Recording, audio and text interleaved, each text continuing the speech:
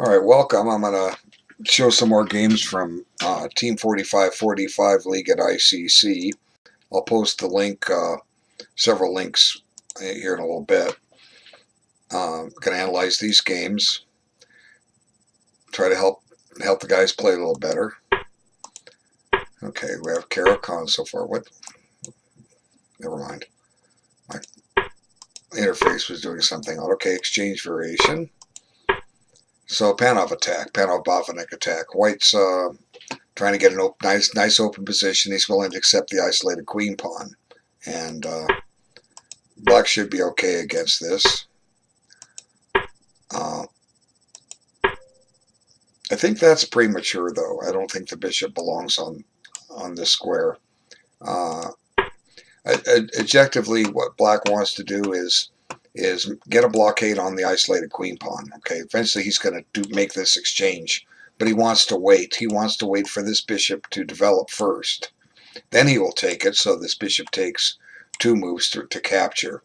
So a good choice for black would be something like bishop e7 and castles, and then wait for white to do a couple things.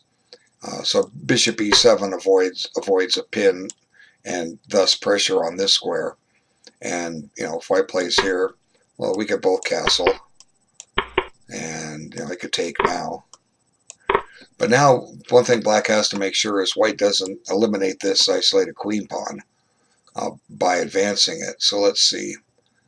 I guess if he does, it becomes equal. I'm trying to remember the exact theory. See, white has... No, he can't do it. He's going to drop a pawn. See, takes. No, he can do it. He's not going to drop a pawn. Okay, what do I know? Let's back it up.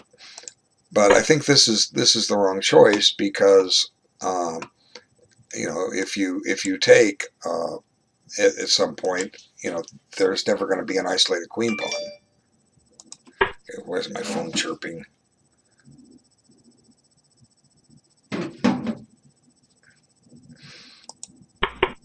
Okay. Now's the time to take. Very good. Now, how do we get this knight to d5?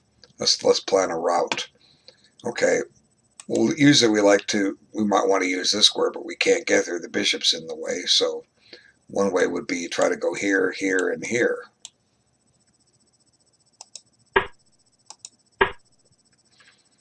And now white's offering an exchange.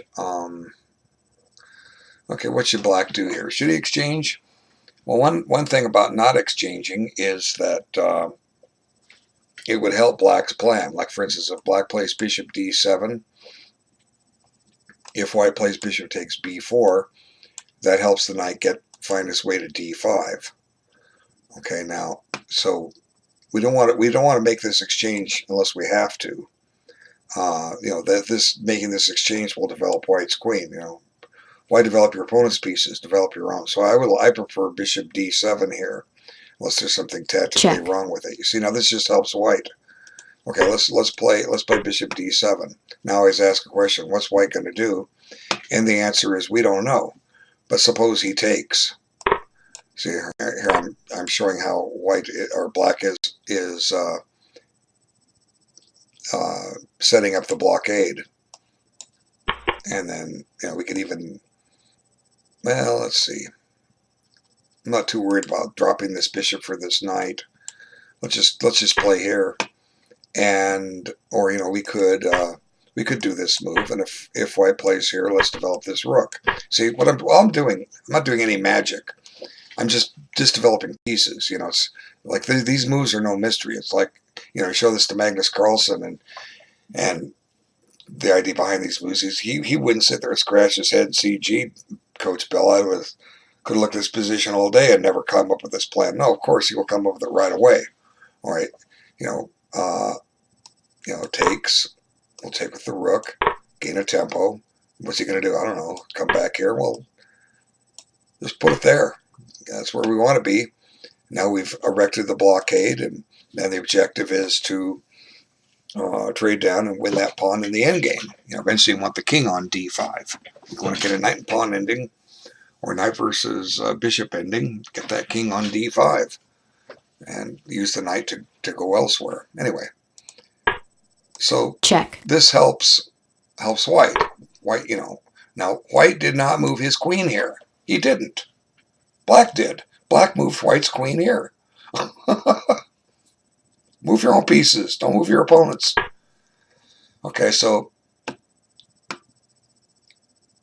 on protect c6, the bishop will be on a good diagonal here.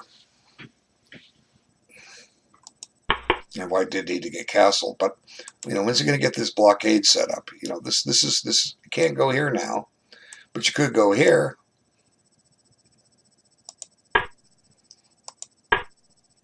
Now white's getting ready to push that pawn and get rid of it. Okay, this would get rid of the isolated pawn. So black, it's imperative that black play knight b4 here, so he can blockade that pawn. Okay, he's going to go this way. This is fine too. And I'll just bring the knight up here. I need to went that way first, gain a tempo. But the isolated queen pawn, it's actually quite strong. Okay, you've got center pressure. All right, you have an open file here, half open file here. Okay, you got a nice square for your knight. But the more pieces are traded, the weaker it becomes. That's its drawback. Okay, not attacking that, so develop. And now he makes his blockade. So black is fully equalized, and they have to play chess now, see what happens. Okay, take back with the knight would be proper. Now here, white's eyeballing chances to attack black's king. So what should black do here? Well, we have to be careful. Like, for instance, we'd like to activate the queen, but maybe a knight d7 would be a nuisance. Okay, we could just plant the queen on e7. That would connect the rooks, and then think about maybe playing rook c7 and doubling up. See what black does. Okay, well, this is okay, but we have this pawn blockaded.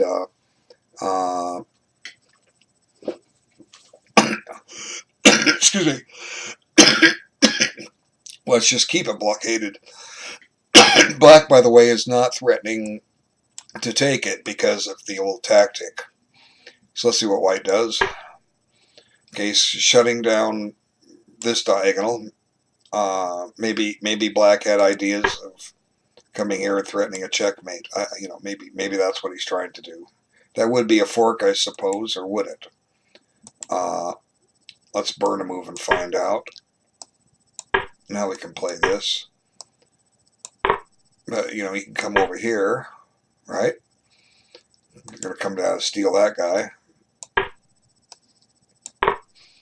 I don't know. Still can't take this. But black shouldn't want to, to simplify matters. Keep both pawns on the board. This game will become harder to win if, like for instance, say these pawns get exchanged and black even wins this pawn. There's nothing left on the queen side. It's down to a 4-3 majority. All the pawns are on one side of the board.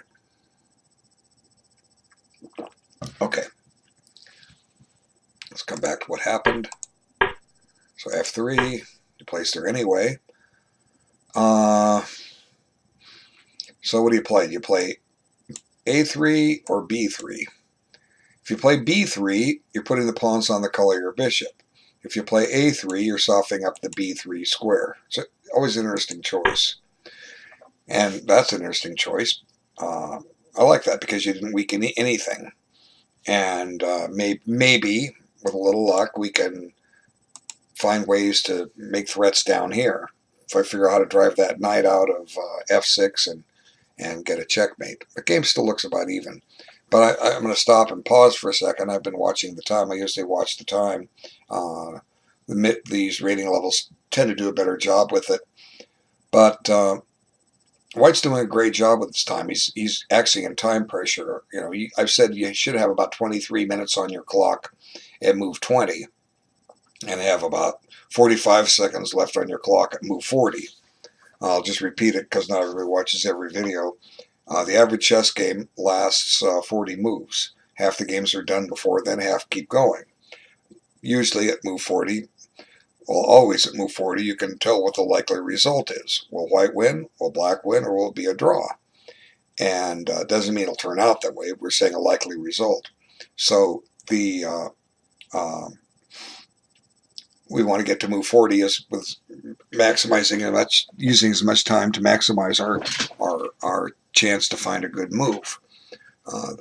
Sometimes you go, the number one reason beyond all other reasons people lose games is they move too fast. That deprives them of thinking time, where they can calculate and weigh the alternatives between various candidate moves. But the game's still fine. Black has no weaknesses. Black is fine. White has one weakness. One weakness is not enough to lose. White is fine. But black's getting some activity here. His rooks are active. Okay, queen f4. What's he trying to do? Probably transfer it over here. Again, trying somehow to find a way to target h7. Maybe follow with g4, g5, but that could get risky because his own king could come under pressure. Let's see what happens. Okay, on a pawn.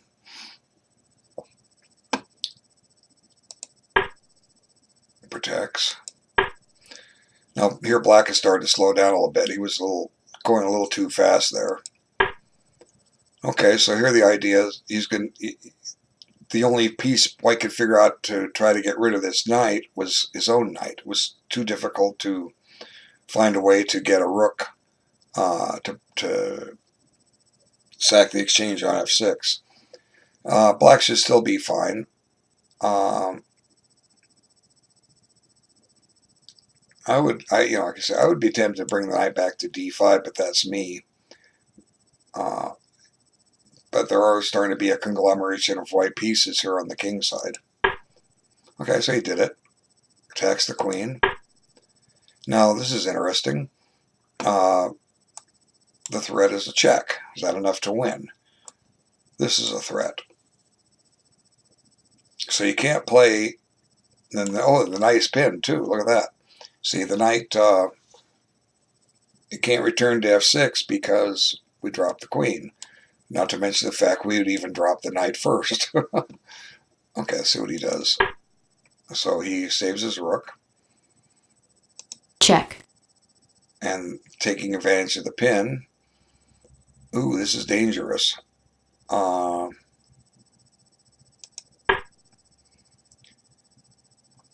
problems down here on h7. Okay, now... there's one trick, I'm not sure if it works here. If you play f6, the knight doesn't have a way out. But you also have to find a way to win it, and it might not be that easy. So suddenly black's in trouble here. Yeah, here we go. Yeah, he does play f6. But, this queen can just park itself here, maybe, and or keep that pin alive and come over here. See what white does.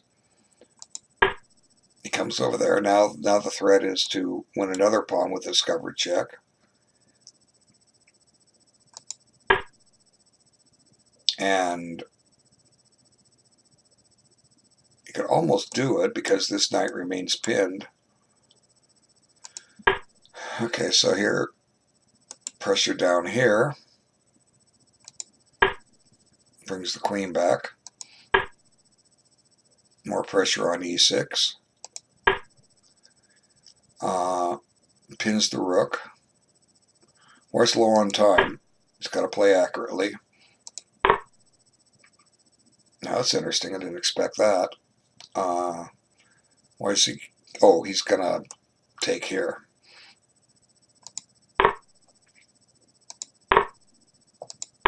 So black has picked up 2 pieces for the rook, but white has a couple extra pawns. I always prefer the 2 pieces for the rook, but black has got his work cut out for him. See, when you have 2 pieces for the rook and equal pawns, you have 6 points to 5, right? And the objective is go win a pawn and then get a pass pawn and then advance that pass pawn and make your opponent give something up for it. Well, here, black has his work cut out for him, simply because white has the extra pawns. Okay, for black to queen a pawn, as I said, either has to win 2 of these or 1 of these. Okay, that would give him a pawn majority. So it's going to be a ways away, and for white to win this game, he's almost gonna need a checkmate. Now, because it's no fun to sit here and defend, when your opponent has more pieces than you do. So let's see, 2 minutes and 25 seconds. He gets a 45-second increment every move, and but he doesn't have a whole lot of time here. But black does. So I don't know the result of this game, but this is critical right here. Black could sit here for 20 minutes right now if he needed to. If he sits here for 20 minutes, he'll find the correct move. Now, what is the correct move? I don't know. I'm kind of looking at it.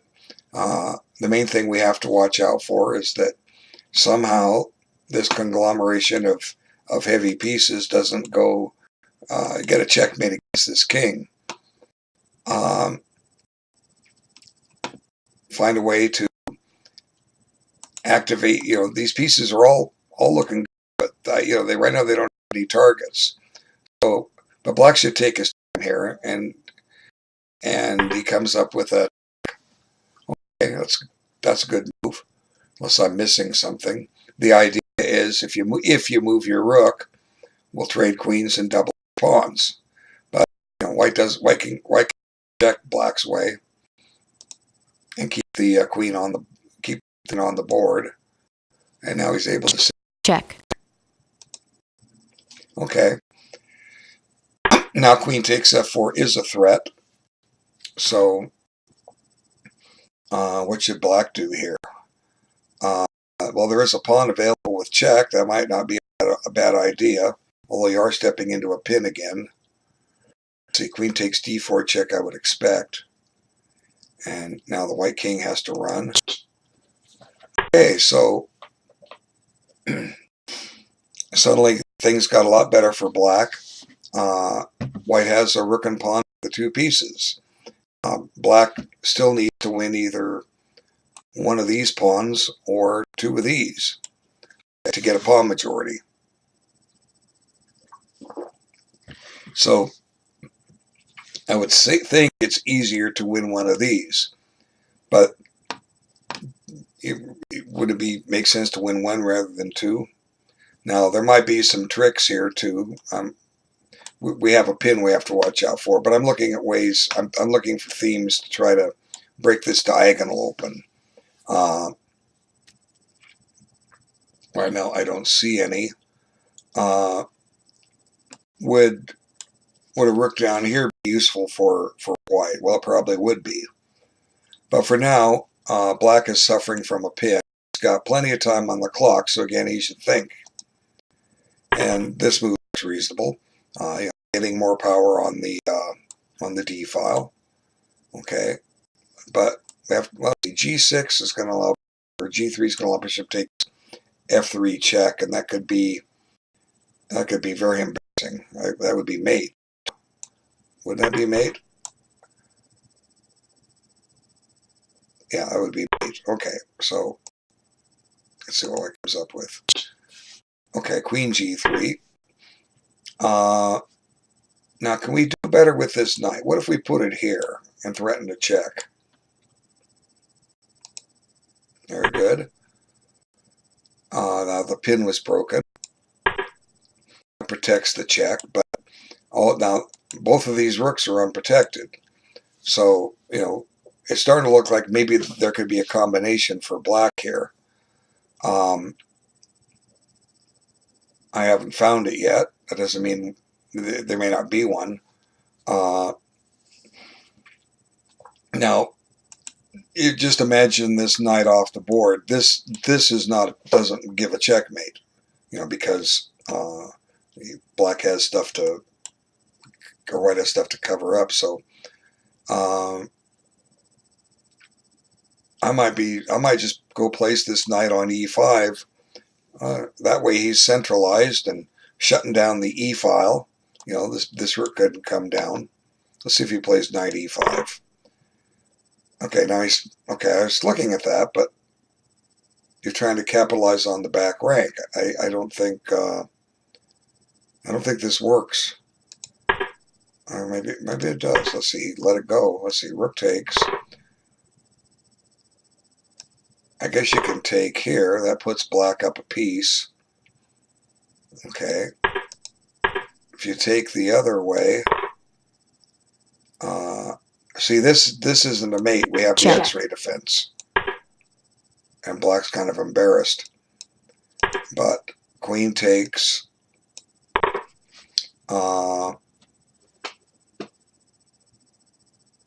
Yeah, black's winning. So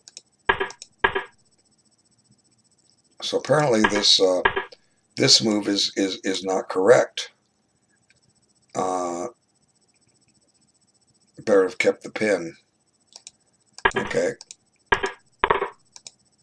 Now he covers his back rank. Now this knight is loose. We've got to save it. And white's clock is just ticking down.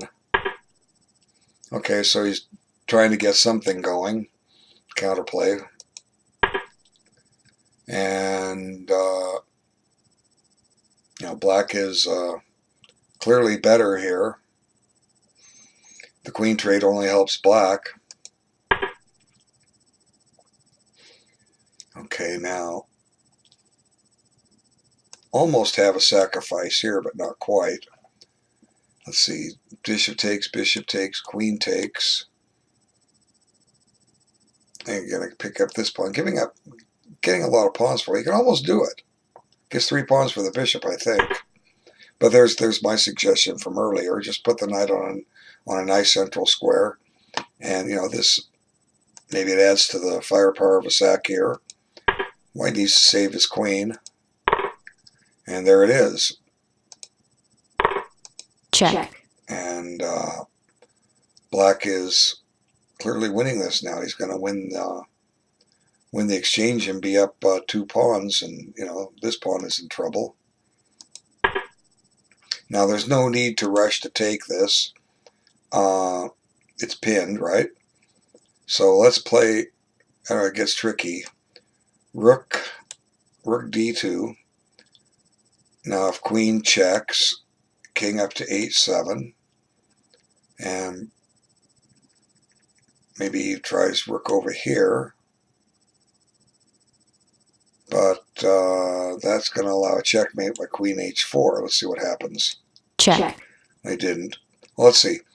Okay, well, in a way I'm disappointed in black here because he didn't, with the time advantage he has, he's playing a move which wins. I mean, don't get me wrong. Check. This move wins. White is just going to be down 2 pawns, okay? No hope. Now, maybe he still has a strong attack here, but let's back this up just a moment. I've talked about stuff like this before. It bears repeating. When you're ahead of material, we know that, let's find the correct way to approach this. When you're ahead of material,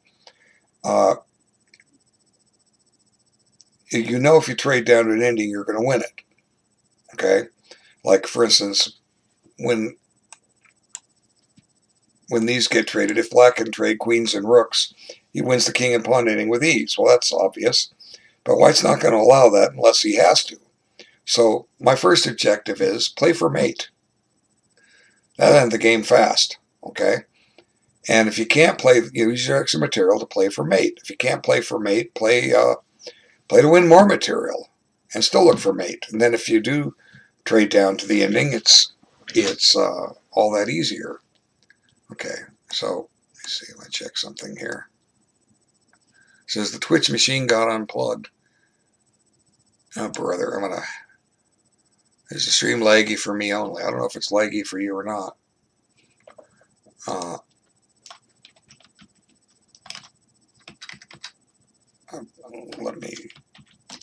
Let me check. Okay, I'll keep broadcasting, but I have to reload Twitch. Okay, oops, wrong one. Let's get back to this game. So here, let's look. Come on, let's shrink. Okay, let's play my move, Rook D2. Now, clearly, unless white checks, you know, black's just gonna take this rook for free. Okay, so let's come down and check.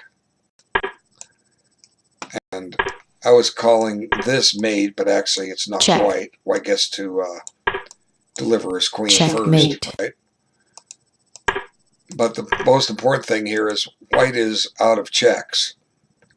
And I played rook g1 because that was the only piece I could find to defend the rook. And I can defend it with the queen, but that's just going to lead to disaster. Check. And I'm sure we're going to find a check which wins that rook. Check. You know, this wins too. So I think rook d2 is a stronger move here. Now, that doesn't mean that the way black played it is he's not going to win. He will. Okay, he should. Check. Now, this does look like a very strong move. And, you know, maybe white may not have a defense here either. I just like the other way. Keep the pieces on the board. And it looks like white resigned here. Let me verify that. Yeah, white resigned. So, I mean, it's we have to guard h2. So, you know, we play queen here. You know, this just check. This forces a mate, right? And wait, what's the alternative is here. And somehow that just doesn't look appetizing, especially when we can check. We're going to win everything this way, right? Check. Okay, so, you know, there's more than one way to win this. But I want you folks to, you know, see what I'm doing here. Why I played rook d2, a move earlier. You know, this is just extremely powerful. And, you know, he can't even take the rook. See, he can't take back. He didn't break the pin. That was a very nice game by black. But clearly white, I don't know. I'm not sure if it was, you know, he did manage to lose that pawn on h7, though. So, you know, I mentioned about the f6 trick. Let's back it up a little bit more. Okay, so he's able to take this. Again, that comes with some risk. You know, because f6 will leave the knight out. So, you know, the knight has no retreat. And, you know, black's not threatening to take it by any means. But here, you know, somehow that knight just ran into trouble. And apparently this is where it ran into trouble. Because he's able to take this. So,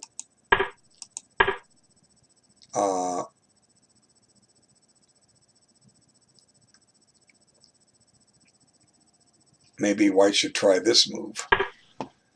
The idea is, I'll burn a move. We want to take this, so we can take this. Now black has a chance to defend that. We're just trying to find a better idea for white here. What can black do? Well, he might play this, but at least that lets the knight out.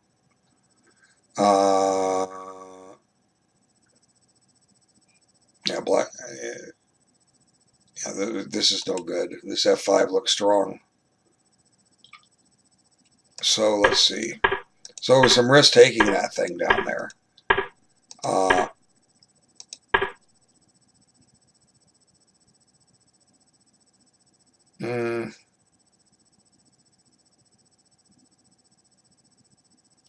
What if white played here? See, here, the idea is we're threatening the mate, and and both the bishop and the knight. Oh no, the problem is this just takes here. Okay.